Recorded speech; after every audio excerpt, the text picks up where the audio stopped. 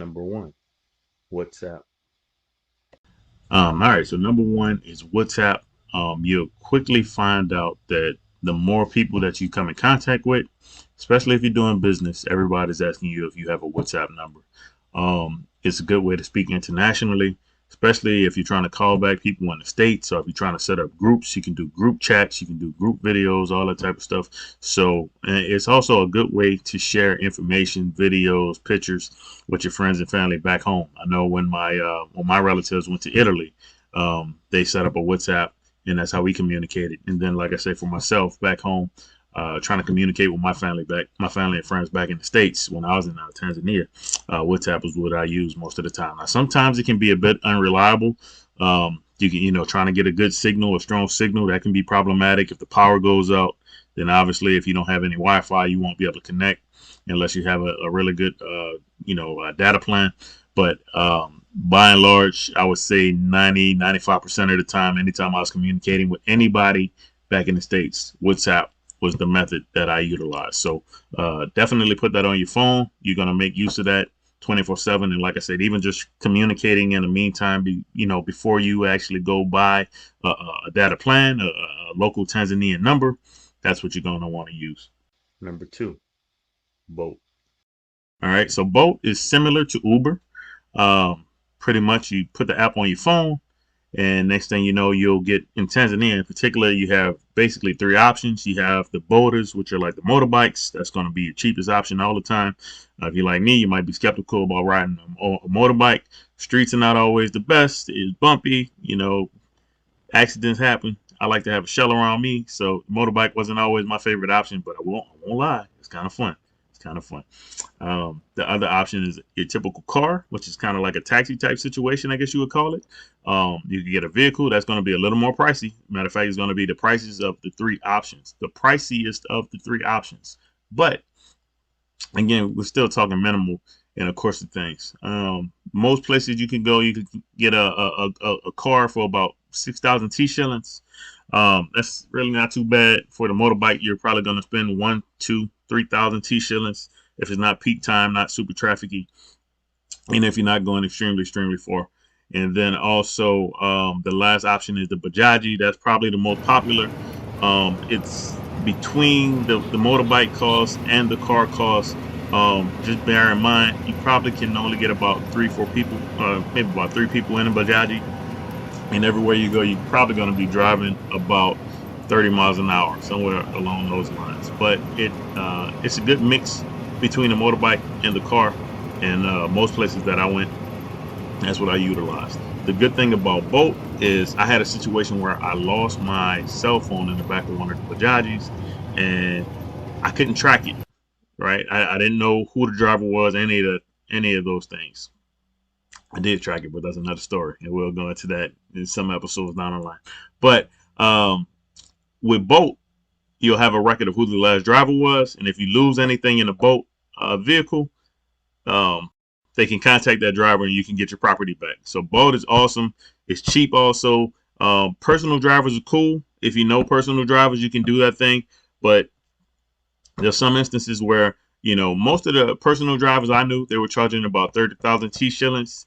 That's because they were so far away, and that was a reasonable amount for them to come get me and bring me where I was trying to go. Whereas when you hit the Bolt app, there's normally going to be like 10 or more, different options in your vicinity. So you don't really wait that long, maybe 5 minutes or so. Somebody will pick you up and you'll be good to go. You'll be on your way. So just in summary, number two, to me, on my list, I would say Bolt is an app that you should have on your phone.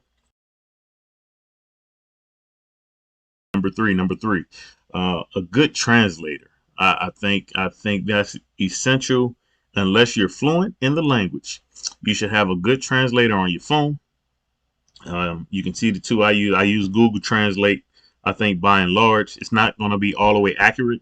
However, if you don't know the language, it's a good way to keep you at least halfway in the conversation. There were times where I can speak a little broken Swahili, but I'm nowhere near fluent. I know some words. I kept my notebook with my words, but again, nowhere near fluent. There were times where the person I was speaking to they cannot speak English.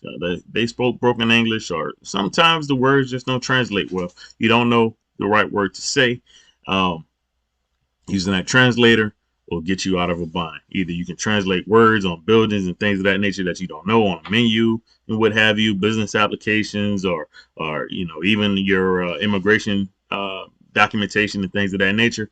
Um, and it just comes in handy. If you're in the middle of a conversation, there's an app where the person can speak into the phone and then it'll translate. Again, it's not 100% accurate, but it's a lot more accurate than if you don't know anything. So that translator app, a good language translator, will get you out of a bind a lot of times. So that's a definite recommend in my book. Now, again, my list isn't the most 1, 2, 3, but again, top 5. These are things that I think you should have on your phone.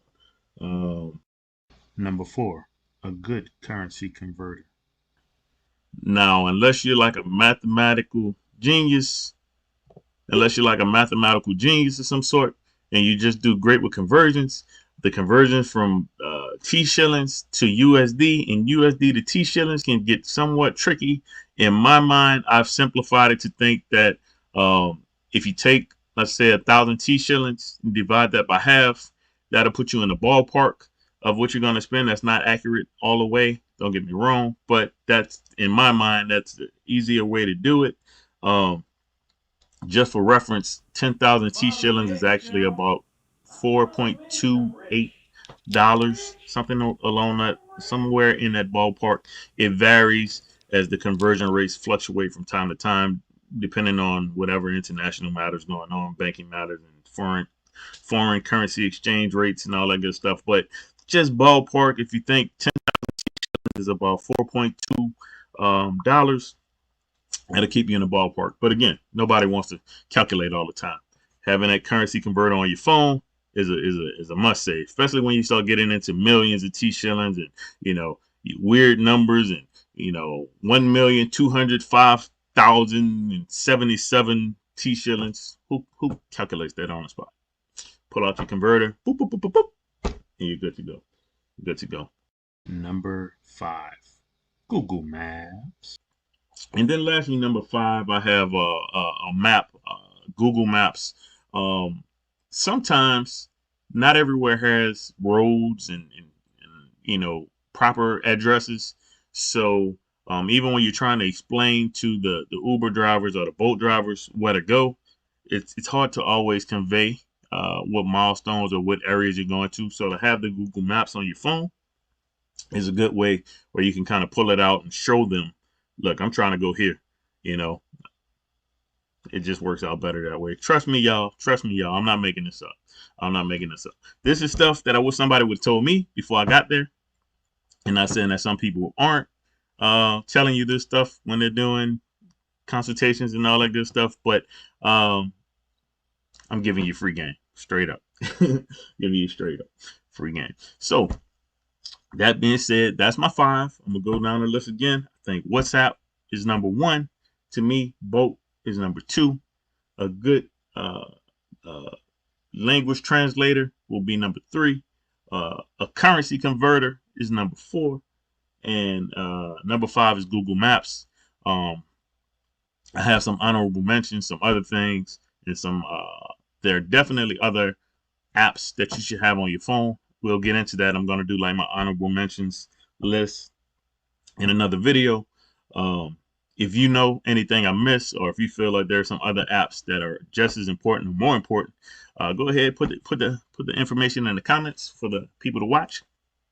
I know a lot of people will be interested in that information, and honestly, that's my reason for making this channel. Hopefully, if you are hoping to transition over to Tanzania, or not just Tanzania, any African country, this will make things a lot easier. I will say that going back to Boat, it's easy to depend on Boat, but some areas such as Tanga, it wasn't available. When I tried to go to Lushoto, Boat wasn't available. Zanzibar, it wasn't available. So you won't always be able to depend on that, and that's why you'll need to have contacts, reputable local transportation or good taxi services that you could depend on. I have amassed a list of some drivers who I trust. If you're interested in that information, reach out to me in an upcoming videos. I guess I would say I'll start pinning their information as well. If you go on my Instagram page, I do have a couple references to some of the drivers who I used and who I think are trustworthy and did a good job getting me from point A to point B. Got me out of a bind a couple times also, and yeah. So if there's any other information that you'd be interested in me talking about, feel free to put that information, put that request in the comments. If I know, I'll do my best to respond or do a video on it. And if I don't, I'll try to figure it out. I've been building a pretty decent network of people and whatnot. And this thing is happening, man. This thing is happening. There's definitely a move to get back to the continent. And if you can afford it, I think you should. This isn't Zanzibar in the background, but trust me, Zanzibar is every bit as beautiful. I would even venture to say more beautiful. All right, y'all, that's my time. Thanks for watching. Hope all is well. Peace and blessings. Have a wonderful day. Bye-bye. Okay, good people. Thanks for watching. Hope you enjoyed the video. Please like and share. Subscribe. Thank you.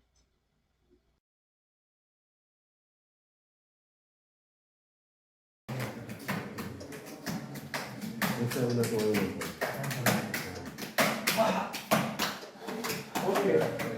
Let's go to start in Greece and then came for swimming. Okay, okay. Jambo bwana. Habari gani? Nzuri sana. Hey, wageni. Wakaribisha. Zanzibar yetu. Hakuna matata. Huku chani yetu. Hakuna matata. Kwenye kebu yetu. Hakuna matata. Asante, asante.